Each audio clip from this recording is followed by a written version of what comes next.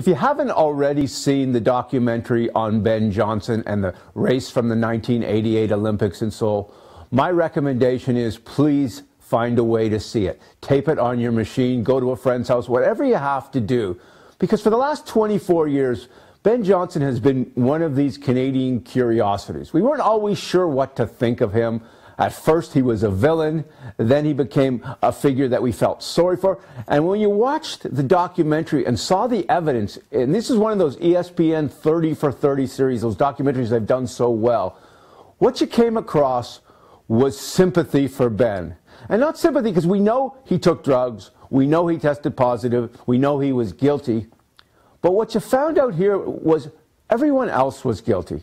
And everyone else tested positive in different kinds of ways. And everyone else in that race who mattered had a dubious past of sorts. Especially Carl Lewis. When you look, Carl Lewis tested positive prior to the 1988 Olympics, and the United States Olympic Committee chose to look the other way. That was obvious on the tests. He may have tested positive in 1984 when he dominated the Los Angeles Olympics, but because of circumstance, a whole bunch of test results mysteriously disappeared. The circumstances, the work that went into putting on this documentary tells a story that is fascinating and leaves so many questions unanswered.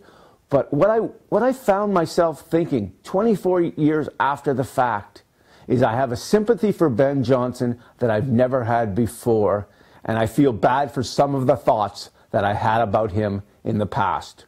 For the Toronto Sun, I'm Steve Simmons.